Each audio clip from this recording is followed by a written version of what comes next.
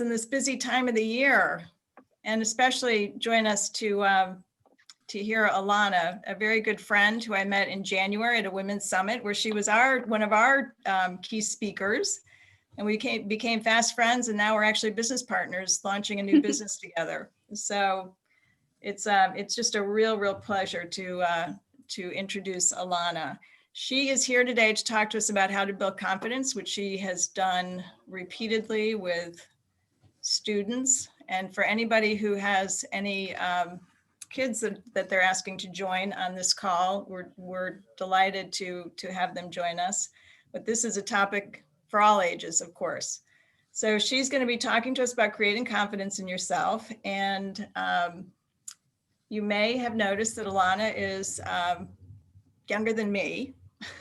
And she is a junior at the Potomac Falls High School in Leesburg. She is the founder and CEO of So Positive LLC and the Sway Corporation, which is a sports drink that's the project that she and I are working on together. So Positive is a mentorship program for fifth grade students to help them understand and develop their self-confidence. And she has spoken at many venues, the largest women's business conference in the Commonwealth of Virginia. She was recognized as a 2019 Harvard University Bold Ambassador and earned the honor of the Leadership Award during Barnard College of Columbia University's Athena Business Program, which was just last summer, wasn't it? Or this past summer? Last summer, yeah. Yeah. She's also been accepted to study at the Wharton School of Business this coming summer, 2021, focusing on leadership in the business world. So you guys might understand why when I met Alana and we started talking about Sway, that we are where we are today, working on it together. So Alana has also, she's also authored 2 books. Do I have that right, or 3? 2, but also we're making a 12-part book series. So we're publishing a book every month. So a few more. And she does many speaking engagements. So we're delighted to have her with us tonight. And I'm going to hand the gauntlet over to Alana because that's who you came to hear and not really me. So take it away, Alana. Great. Thank you so much for that introduction. That was very kind of you. Hi, everyone. Can everyone hear me all right? Yes. Okay. I'm on 2 different screens, so that's why. Okay, great. So I'm really thankful and grateful and happy and excited to be meeting and speaking with you all today. So originally I was going to talk about distance learning with students and everything, but I guess we'll go ahead and just jump right into self-confidence and everything. This is something that is very near and dear to my heart. My parents have taught this to me at a very young age and instilled the importance and the value of self-confidence since I was 7 years old. So I guess I'll go ahead and start from the very beginning and then also end with some tips and some pieces of advice and some, I guess, motivational nuggets that helped me continue to build that self-confidence. So when I was 7 years old, my mom and I co-wrote and produced a song about self-confidence called It Doesn't Matter, basically saying how you can really do anything that you want to do in life and how you have to love yourself first. At that time, I had really curly hair and everyone in school would pick out my hair and say that it felt like cotton. And I didn't know what to mean or what to think at that point. So I knew that I was different, but my mom made sure that I didn't let those differences make me feel bad about myself and really embrace my uniqueness. So after that, we started a club in my elementary school about self-confidence called Girls So Positive, a YouTube talk show series called Girls So Positive about building self-confidence and so on. And then in 8th grade, I published my first book, or my second book, I think, titled Creating Confidence, about how to really maintain that and to continue to build that. And now, as Marybeth mentioned, I've created a program in my high school where we give back to students and we help them instill that same message of self-confidence. So this has been something that I find extremely important for everyone, no matter the age, no matter the circumstance, in order to really reach any form of success and really to love yourself wholly, you have to have self-confidence in yourself. So right now I'm kind of going to go through the tips and the pieces of advice that have helped me tremendously, and exercises that I use day in day, and I know that I will forever use, that are extremely important. So there are 4 kind of like words and tips of encouragement and tips that I really stand by when building self-confidence. And those 4 words are you, mindset, visualization, and respect. So again, I'll say it's you, mindset, visualization, and respect. So I'll start with you. So you may be thinking, how does the word you really kind of play into your first step of building self-confidence? And for me, it's all circled around the idea of first starting with you. When I say first starting with you, I mean first starting to believe in your vision and your ability to achieve greatness. At a very young age, my parents taught me this. They told me that I am the creator of my future. I allow myself to reach any goal or to obtain any version of success. I am the one who's in control. So you have to realize that you are the one who determines whether your dreams are reachable or if they're not reachable. It all really starts with you. And also, kind of tying into this, the key to believing in you and to actually having that self-confidence in yourself is being able to live a doubtless and to have a doubtless mindset and to be able to free your mind of any subconscious limitations that you set upon yourself. So when I say a doubtless mindset, kind of ties into what the name actually says itself. You have to make sure that you're not that doubts aren't a burden on yourself and what you think you can achieve. You can't allow doubt to creep into your mind and take away from that belief in yourself and that self-confidence in yourself. And to give you kind of an example of this is how when we're planning anything, whether it's a project, an event, a program, so on, we always are told to have a plan B. And yes, although I believe that it's important to have a backup plan and it's a plan B, you also have to believe enough in your plan A to not rely so heavily on your plan B. And that goes more into self-confidence too. If you don't believe that your first plan can work, then your plan B is automatically going to have to be the one that you have to go with. So definitely having a doubtless mindset is a key to believing in yourself and having that first step of self-confidence under you. And also with continuing that theme of you and believing in yourself first and your ability to achieve greatness, it's listening to yourself. So this is something that I think quarantine may have helped us a lot, each of us in our own ways, being able to really understand who we are as people and to really understand what we can achieve and our skills and some things that we need to improve. So I say this because everyone has a different calling. Everyone has a different goal, and that's so extremely beautiful.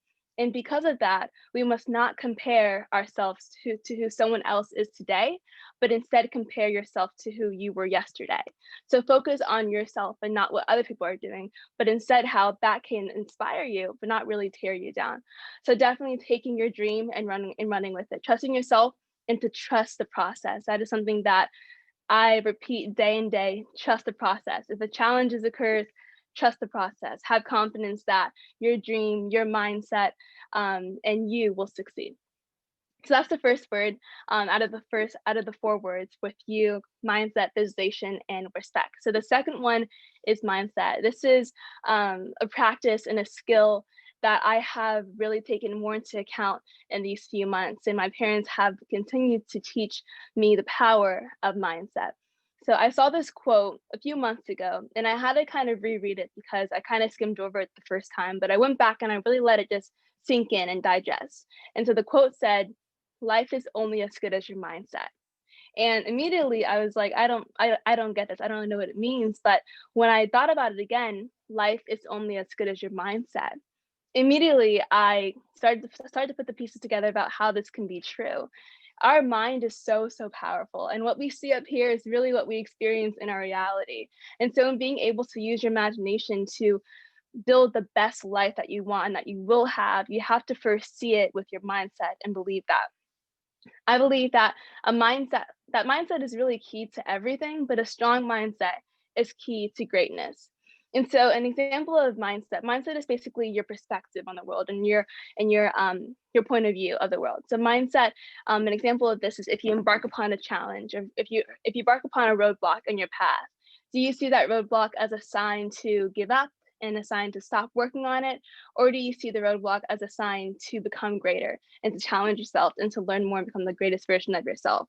And that comes with mindset too. You have to be able to train your mindset to only see what good can come from this. How am I evolving? How am I becoming a better version of who I am today? And it starts with mindset.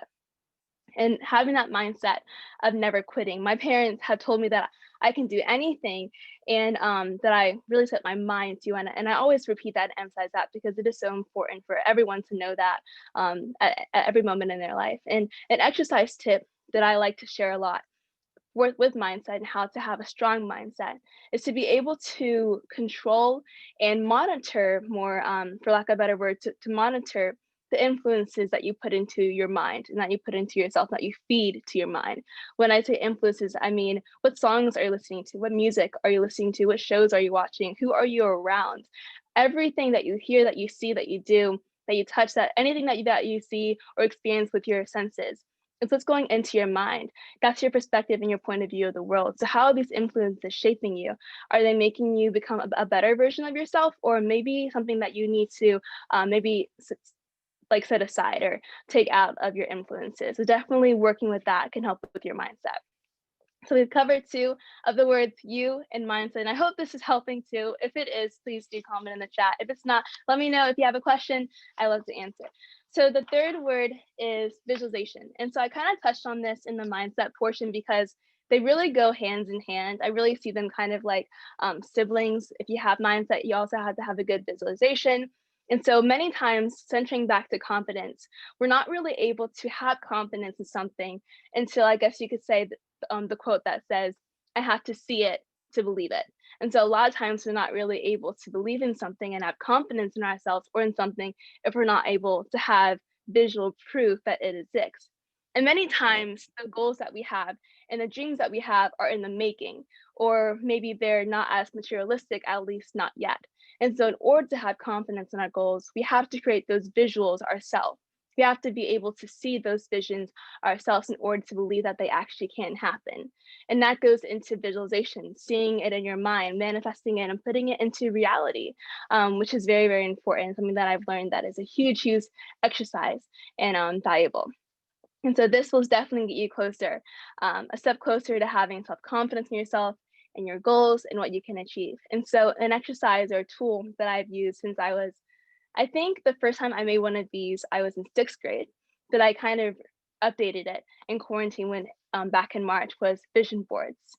I value vision boards 100%. I actually have one right here. It's right above my bed. So I wake up in the morning. It's the first thing I see. So the vision board is essentially just a bunch of pictures, basically a collage of everything that you want to include in your life, whether it's a logo of a brand that makes you feel good, or whether it's a logo of your company, whether it's a picture of where you want to live, just everything that you see in your ideal life that you're working towards to build and to create every single day when you're at work is on the vision board.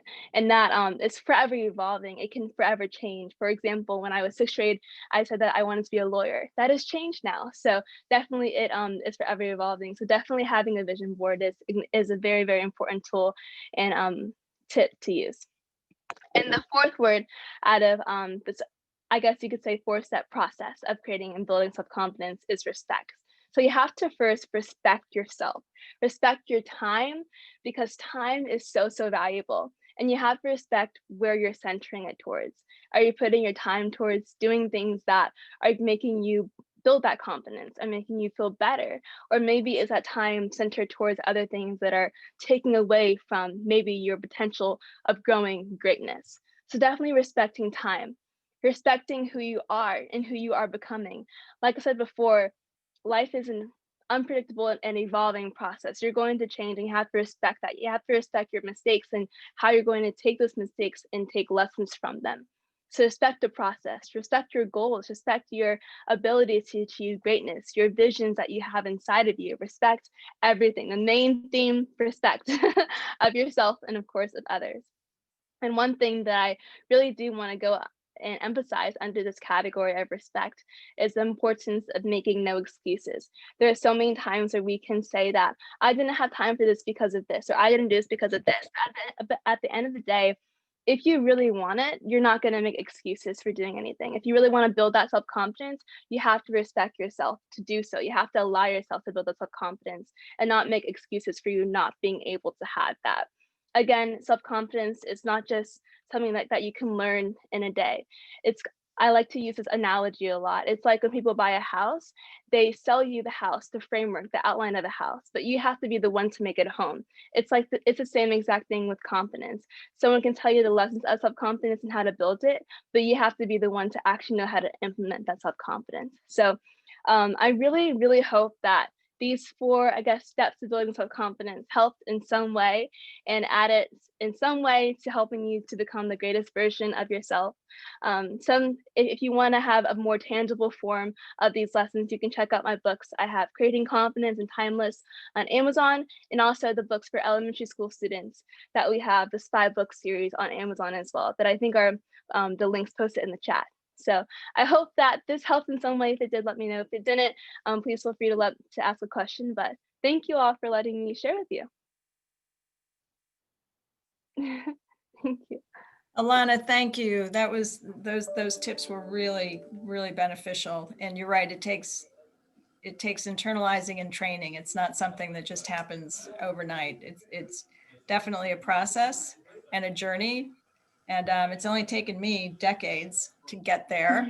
But so I applaud that you and the folks that you've been working with have done it so much sooner. So one question I wanted to ask you is, so as you went on this journey of developing the self-confidence, and really, I would say being fearless. I mean, now I've worked with you for this year. I've seen you be absolutely fearless on taking on challenges, learning new things. How do you organize your day in order to find time to develop the skill, but then also get your AP work done, your school work? Of course, now you have the business. And every student has, in addition to school, has other things going on in their schedule, just like you do. So how do you make it all happen? That is a great question, and definitely something that's challenging. I'm not sure why my other screen is showing, but yeah. So for me, that's a great question. For me, I kind of have a lot of different methods that I like to use. So I have an agenda that I got from Erin Condren. It's an agenda place where they sell so many different types of planners. I use an academic planner to just organize everything. For me, I'm a visual person, so I have to see everything that I have to do on paper. I have to be able to visualize it first so that I know what I'm actually have to do in this week or in this day. So that has helped tremendously. And also, I create a document at the beginning of each week titled Open Work. And throughout the entire week, I just keep listing bullet points of everything that I have to do. And so that's just like one centered place that I can just know everything that's on my list that I have to accomplish, whether it's through school, whether it's through the company, whether it's through really like Girl Scouts, really anything. So I just put everything on that list. But definitely first starting with an agenda of any type. There are so many different types of agenda, but I highly recommend Erin Condren, the academic planner, and just being able to see your goals and see your everything that you have to do in one place. Visually. Who is that planner by again? Erin Condren. I think I can type it in the chat. Okay. Does anybody, any questions from anybody else that you'd like to put in front? Oh, thank you. That was, there's so many different ways to spell Erin. Yeah. Any questions that anybody else would like to ask of Alana? And I know each of you on this call, and I know there are no shy people on this call. Well,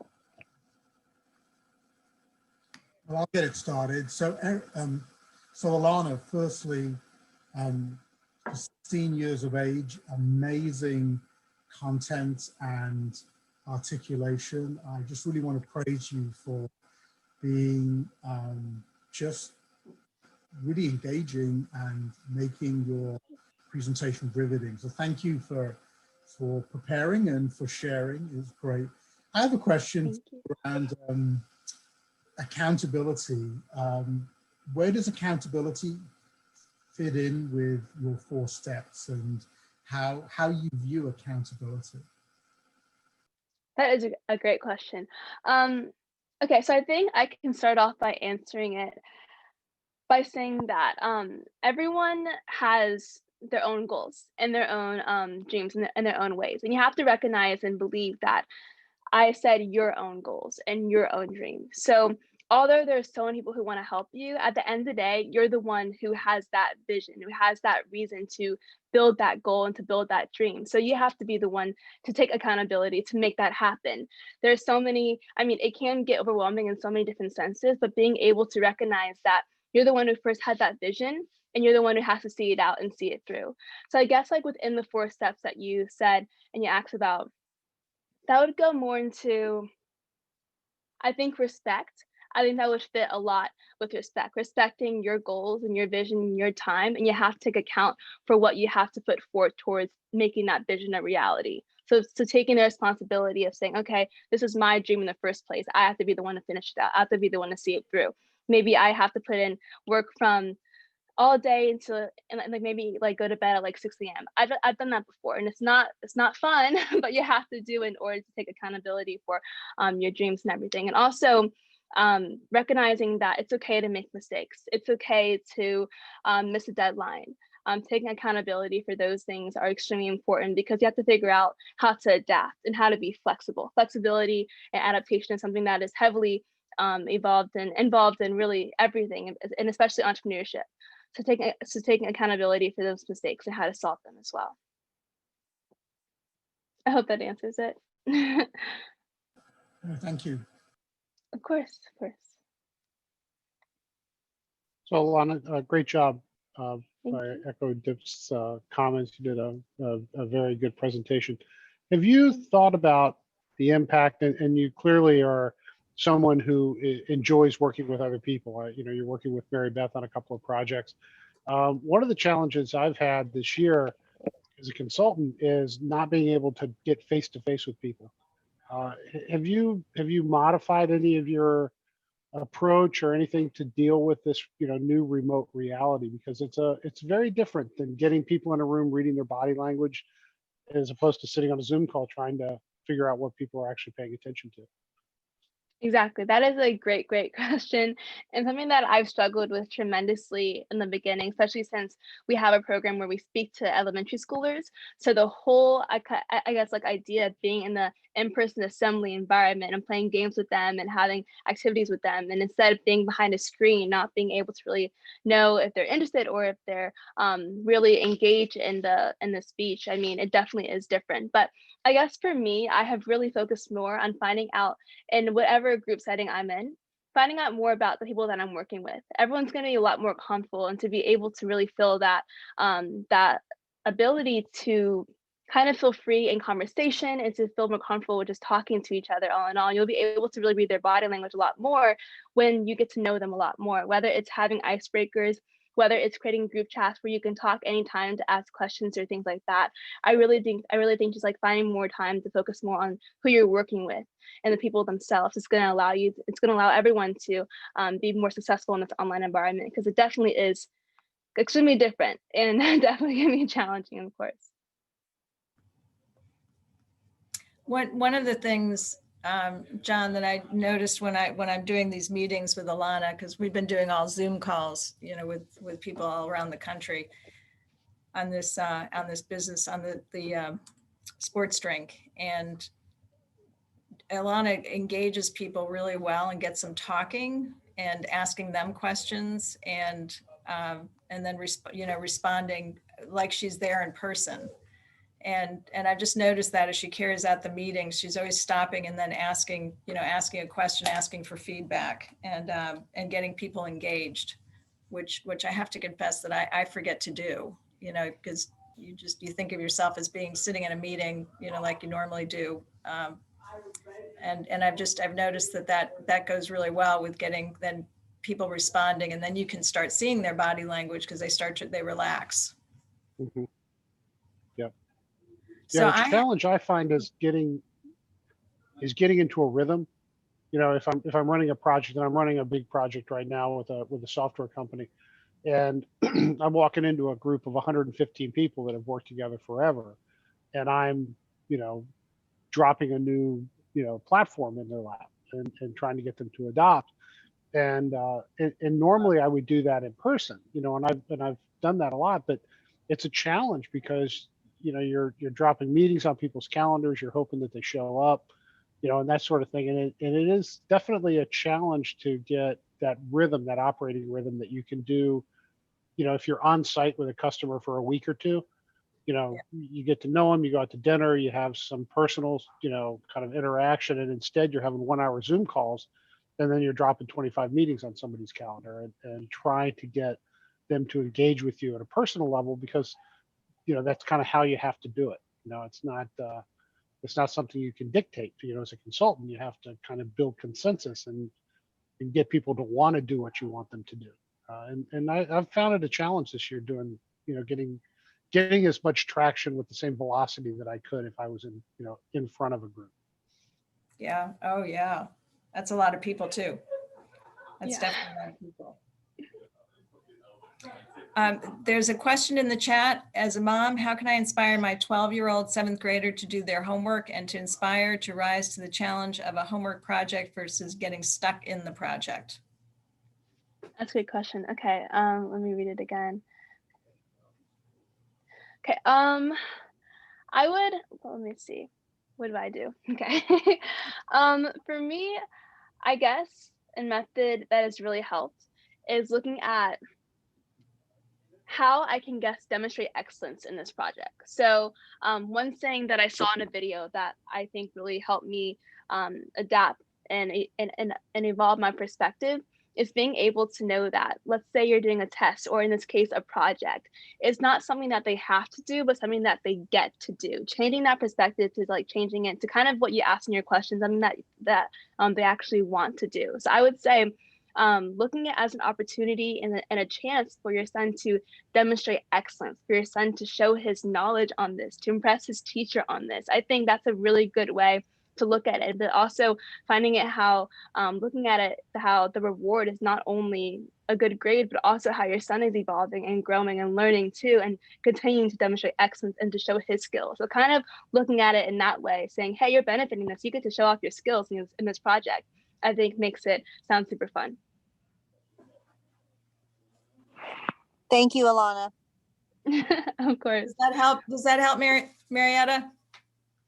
Yes, it does. I think Alana hit the nail on the head with this. It's changing that mindset and not being in that mindset of, gosh, I have to do this, but in the mindset of I get to do it. And like you said, Alana, challenging my son, actually putting it as a challenge. Show me what you can do. Why don't you show your teacher what you can do, and not be burdened by having to do it and the chore of having to, but wanting to. So thank you. Exactly. Of course. I'm glad I could help. So I have another question for you. Mm-hmm. Do you see at your young age, even though you are obviously very smart, and your parents, I think, have instilled some really great thoughts to you, but do you see any difference between boys and girls of your age with regards to the self-confidence and the 4 steps that you were sharing with us? Yes, definitely. I would say simple answer, yes. And I can definitely elaborate on that. So I think that at least from who I see and the majority of people I see via on Instagram and just people that like talking with them, the difference with girls and boys with self-confidence is I think massive and definitely big and prevalent. I think with girls, we tend to be a little more maybe nitpicky about things and look more into and try to find, at least with Gen Z, what's wrong and what can be wrong. And I think within ourselves. And I think that with guys, they may not really care a lot more and just look at the bigger picture. And there's pros and cons with each one. And I think that with girls, I mean, it's definitely something that I want to definitely help built. That's why I created Girl So Positive when I was younger, because that confidence is definitely lacking. I mean, you can look at the stats, girls' self-confidence is definitely a lot lower than boys' self-confidence at a lot of different stages and ages as well, not just teenagers as well. But yes, it is. And it is something that needs to be worked on more and try to figure out a solution for that, whether it's the teaching at a young age from the parent side, whether it's the teaching in school, the conversations and how girls are addressed in school compared to how boys are addressed in school, and the stereotypes. There's a lot of different factors that play a role in that and a lot of different variables. But yeah, I think it is, but that definitely needs to be changed.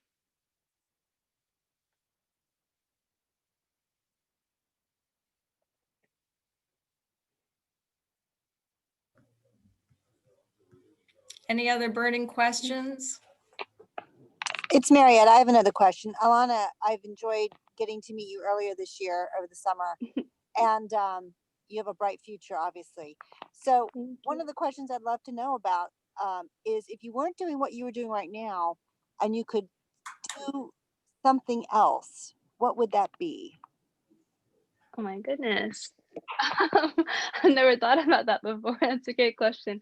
Well, I guess I just love entrepreneurship so much because it's really like every skill tied into one profession. But I think that if I wasn't an entrepreneur, I would probably be, like I had on my previous vision board, a lawyer. I love debating. You can ask my mom and my parents. I debate, even if there's no need to debate. I just find it fun. So definitely a lawyer. I just think that's a really cool thing, and also you're able to learn so much about different cases. So I think that's really really important and really like help a lot of people. So definitely a lawyer. Thank you for the question.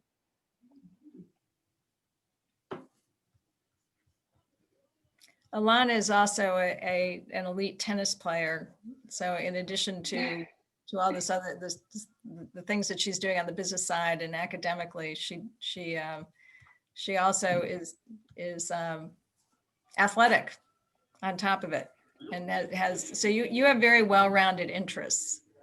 And is that, Alana, is that intentional that you focus on sports for health? I know nutrition is an important part of your interests, the business side, entrepreneurial side, the academic side. Is this all part of your vision board? Did this happen by happenstance or because your dad was a tennis player? Or how did all of this evolve? I don't think it was a plan that I tried to create. I think that my parents really just wanted me to be well-rounded, I guess you could say, and use that word. My dad was a tennis player, which is what you mentioned. He played at a really, really young age. He actually played with Arthur Ashe. So he definitely wanted to instill tennis in me and in my brother too. So that is something that is a family thing. Same with golf, but I'm learning on that. Don't test me on that one. But I think sports and nutrition and just like entrepreneurship and really everything has really come from me learning what I'm interested in, and it just happened to be kind of like well-rounded and just like tapping into different areas. So like really like allowing myself to not really have any limits about what I can do and what I will do and am interested in doing, and that just happened to create something where I can tap into different areas that are I guess you could say well-rounded. Yeah. Keeps the energy level up also. Yeah, definitely. So I have a question for you, Alana. So what do you like to do to relax? It sounds like you have a pretty full life with a lot of things going on. What do you like as a 16-year-old that you like to veg out and kind of be relaxed, just let your mind go? This is something that I am struggling with, that I need to improve a lot on. As you can ask my parents, I rarely give myself a break, which is something that I think is very important, to have free time and to have downtime, to be able to recollect with yourself. And because after a while, it can take a toll on you. But I'm trying to think back. I think for me, a break for me is kind of working out, because that does release the endorphins and kind of really give you great energy. So that's like something that I love to do. But also I like to journal a lot. So when I have time, I like to write more, about just to have a time capsule in a way. And then to spend time with family. I love playing Uno. So definitely that I think is something that I like. And also being creative when I have time, just like being able to write more things, write songs in my free time, although they're not that good, but just to let that creative side out, I think is pretty fun.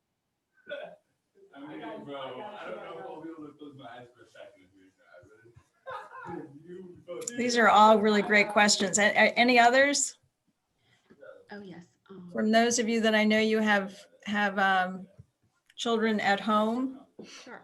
Alana, I wanted to ask, you said that you're working in elementary schools. Are you also working in Yes. middle schools? My daughter is going to start middle school at Williamsburg, and I think this would Oh, be nice. a great program at Williamsburg for her. Right, Are you going to definitely. be doing this at Williamsburg? Yeah, so we actually that's amazing and congratulations, and I'm really excited for her to start middle school too. That's going to be a lot of fun.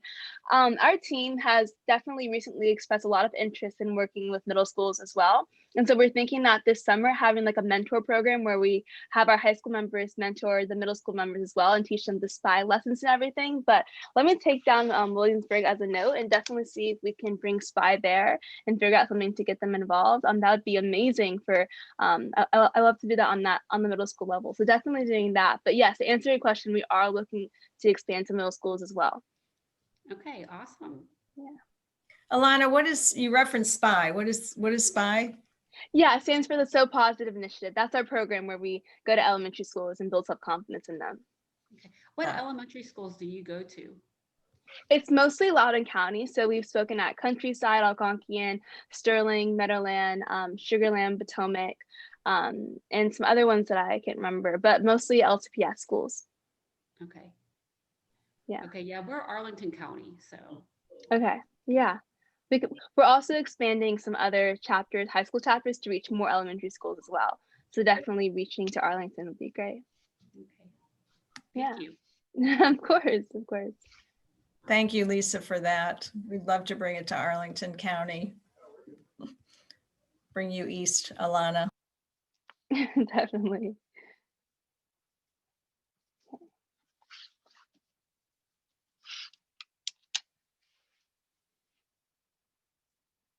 You're on mute. I know, Yeah.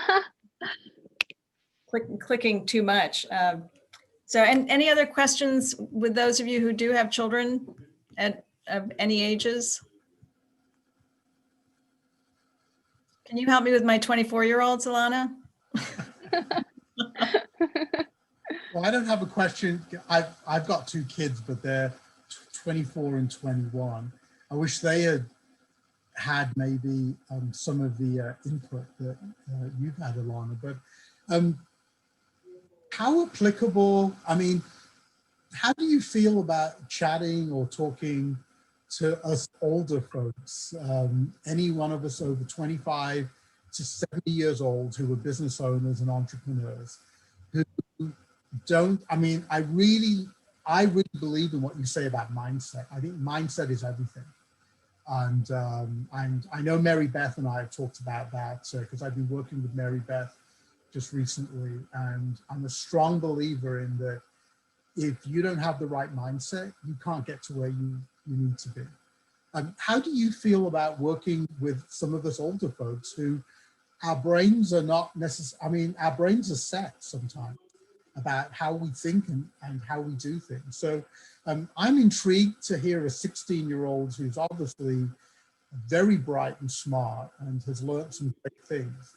How would you work if you were in my position with folks who are the same age as me at 60, who don't want to change their mindset and can't seem to get to where they want to go, but their mindset is all wrong? I would love to hear your thoughts on that.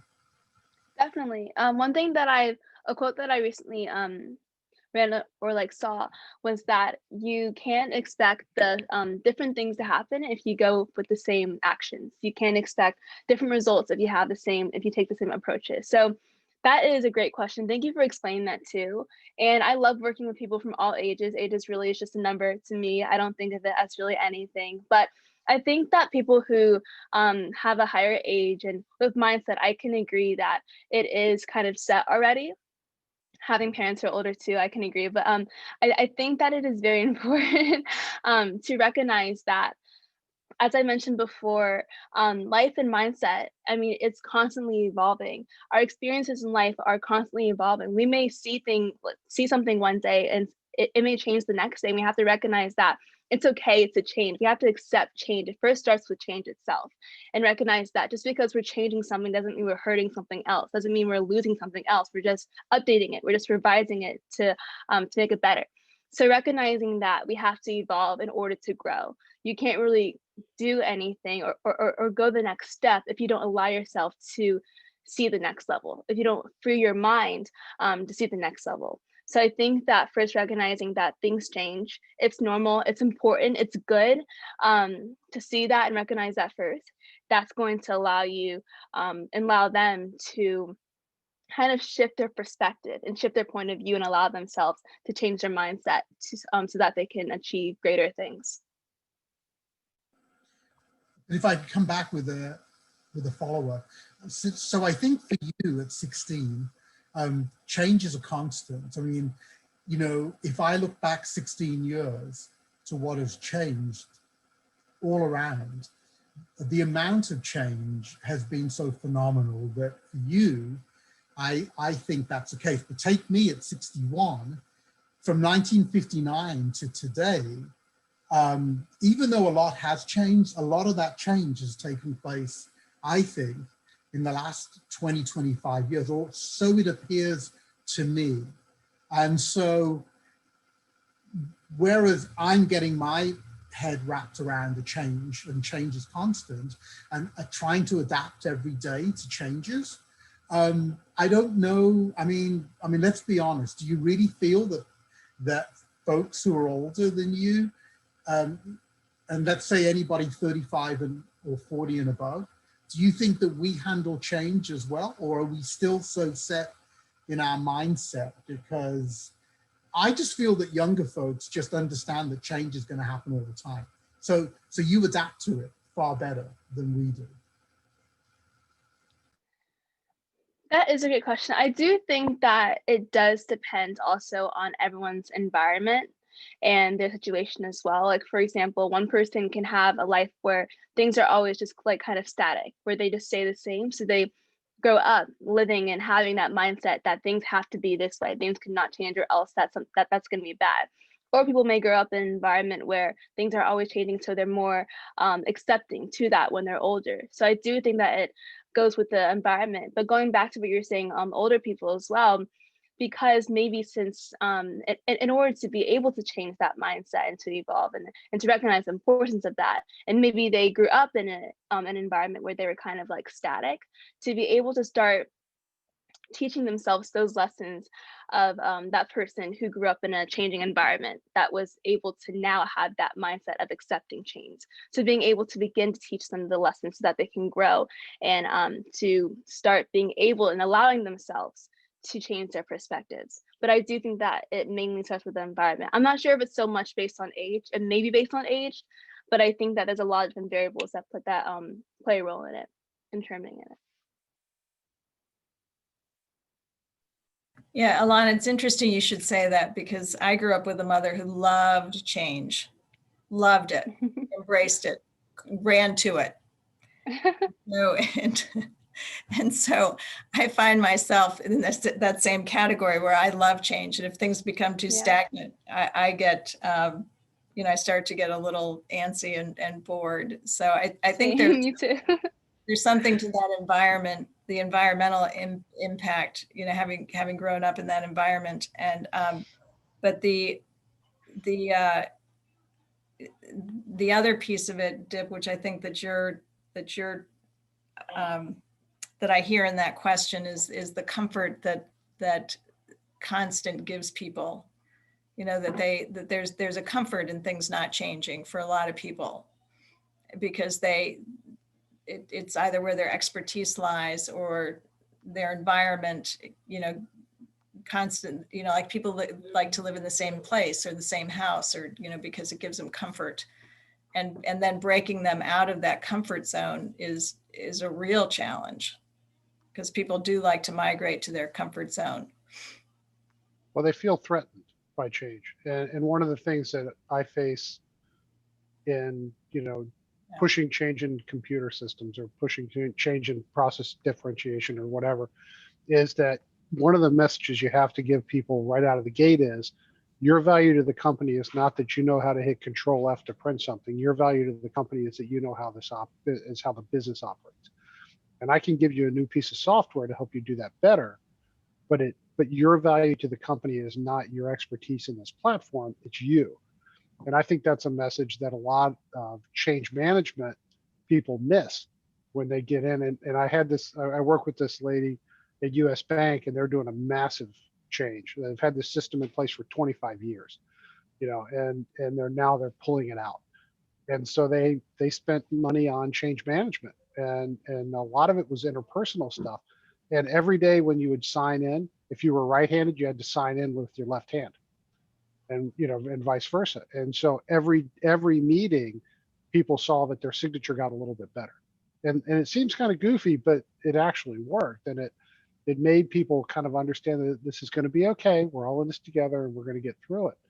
And so, Alana, let me ask you a quick question, because this came up at the same lady, and we were talking about it. And one of the things, and I work in the equipment finance space, which is banks and high dollar kind of stuff. And the first thing that people tell you after their name is, "Hi, I'm John, and I've been in the industry 35 years," or whatever it is. And somebody said, you just shut the door on everybody who's under 30. If you come up and that's your introduction to somebody, then and you've been in the industry 5 years, you're like, "Oh, okay, well, I'll shut up now." and have you experienced that, and how do you get past that? Because I thought that was incredibly insightful, and I stopped telling people how long I've worked in the industry. So because I do think that we're trying to encourage young people to come in and have new ideas, because that's where the fresh blood is. And how do you get past that when you're walking into some place that's extremely established like that? Exactly. That's a great question. I do think that one of the main differences that kind of is between people who achieve their goals and people who don't isn't the amount of time they're given, but instead what they do with that time. So I think that someone can be in the industry for 35 years or plus, but they could have done really nothing as prominent in the industry or nothing that's groundbreaking compared to someone who could be an engineer for like 5 years and have created a whole new software system, like you were saying, and kind of like re-engineered the way people thought about something, which made a huge benefit. So it's really less about the time in it and really more about your contribution in it. So I think kind of changing that stereotype of how, because that's going to allow other people to feel more comfortable, but like you were saying, to introduce themselves more and to step into the industry when they can see about, okay, I may be 20 years old, but I've done this in my time so far. So I think that I can be an asset to the company compared to someone who's maybe 45 years old. I've been in the industry for 20 years, who kind of outweighs the other person. So I do think looking at the contribution. Thanks. Yeah, of course. I like that. I like that approach of contribution, coming from contribution. It's a really nice way to start. And John, that's really interesting about years and that feedback about years in the industry, because that used to be the badge of honor, was longevity. Yeah, And absolutely. And experience. Yeah. And I'm sure you see it, and because you see it on the advertisements for your industry, been selling for 25 years, been selling for 30 years, whatever it is, right? And Yeah. and as an IT person, my job is to change, is to go in and pull the rug out from under. And I had a job where I was the first senior executive they had hired in 17 years, and I mean, I was there 4 years and they still called me the new guy, so I mean, it was, it's a real challenge. And I think, Alana, your perspective on that's really valuable, because it's something that I think, I see, because I work, I sit in a couple of committees, professional committees, and there's a lot of people. We have a nice variety of people on this, from old guys like me to young people. And I was chatting with one of the ladies that works for a bank, and she's probably 25, and I put her forward for an award, but it was I said something, and she goes, "Well, you got away with that because you're a man." And I said, and I was like, "Really? You think so?" And she didn't say it nasty. She was just like, "Oh yeah, well, you said that because you're a man." And it made me think. And I said, "Really? Did I? Or am I just a jackass and I get away with it? I don't know." And so it's one of those things, but it makes you think. So it is. I enjoy it because I do think you get a different perspective from people that have come up at different times, and you can't just reject it. You've got to kind of embrace it, and try to learn from it every time you talk to somebody. So I enjoyed your chat, Alana. Thank you very much. Of course. Thank you for the question. So we are hitting our bewitching hour of 6:30. Are there any last minute questions that anybody would like to throw out there that we haven't heard from or that we have heard from before we say goodbye to Alana and say hello to 2021 in the not too distant future? Yes. Say goodbye to 2020. How many people are unhappy to see 2020 go by? You're unhappy to see it go by, or are you happy? No, I'm happy. Good riddance Okay, to yeah, bad let me ask rubbish. it a little differently. Who's happy to see 2020 go? Yeah, okay. And we'll assume there's some hands up behind the screens. So, well, Alana, thank you so much for sharing this hour with Thank us, and leaving us with so much great wisdom to think about, and for the tools that you've also passed along. There's tools in the chat. This session has been recorded, so you'll see it on our Facebook page. So if you want to go back, or if you want to forward it to someone, or if you want me to forward it to you so you can forward it to someone, or just re-listen to it, just reach out. You guys, everybody on this in this session knows how to reach me. And we've been doing these, just to put this in context, we've been having these sessions throughout the year since we started in our COVID world, because we're so limited in who we get exposed to these days in person, as John was talking about. So we've brought in speakers who we might not otherwise, who won't come across our paths in our day-to-day activities, because a lot of people are not coming across our paths today with COVID. So we had the chief nursing officer come speak to us about COVID in March when it hit March, April timeframe. We had the NAACP executives talk to us earlier in the year when we had all the demonstrations going on in Washington, DC and around Northern Virginia. And we've had a variety of speakers just come in who are not related to real estate, which you all may see, it may seem a little bit odd, but we're doing this just to broaden our horizons, to expand our perspective on things, and to bring you information that's of value. Now, of course, we're always here to talk to you about real estate. Everybody I'm sure knows that, and to bring our expertise to you in that area. But we really wanted to expand that and bring expertise from other people to just quite frankly make us all better people and make us understand perspectives that we don't otherwise get a chance to explore. So that's why we have these forums. So in closing, again, Alana, thank you. I know I'll be talking to you soon. Happy New Year to everybody. And please reach out with any ideas on other speakers you want us to bring that you'd like to listen to, or people that you know that you think would enhance our community. And onward to 2021. Happy New Year, everyone. Yes. Happy New Year, everyone. Thank you for having me. Yeah, and thanks everyone for coming tonight. Mia, thank you. Marybeth, thanks a lot. Thank you. Bye.